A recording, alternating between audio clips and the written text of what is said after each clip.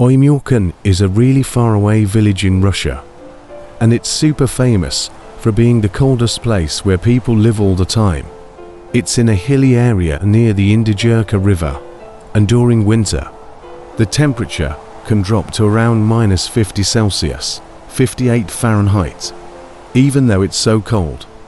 About 500 people live there. These folks mostly do jobs like trading fur, catching fish from the ice, and doing traditional things like taking care of reindeer and hunting. It's a tough place to live, but the people have figured out ways to survive in the freezing cold. Living in Oymyakon is really tough because it's super cold there all the time. People face a lot of problems like their toilets freezing, so they have to use outdoor bathrooms. Cars also need special treatment.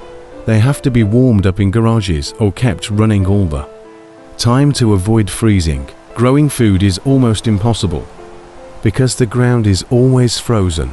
So, the people in Oymyakon mainly eat meat, like reindeer and horse meat, to survive. It's a challenging place to live, but the residents have found ways to cope with the extreme cold and make a living. In the past, a lot more people used to live in Oymyakon, around 2,500 of them, but now, there are fewer than 900 people, and most of them are older.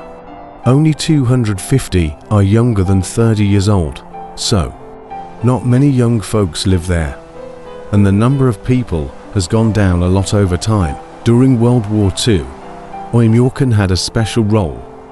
There was an airfield in a place called Airport, and it helped in a route called ALSIB. This route was important because it moved airplanes from the United States to the eastern front of the war, so Oymyakon played a part in this historical event. Even though it's really cold in Oymyakon, the people there are strong and tough. They face a lot of difficulties because of the extreme weather, but they don't give up. They've found ways to live in this tough climate by combining old-fashioned ways of doing things with some modern stuff, like using a power plant for electricity.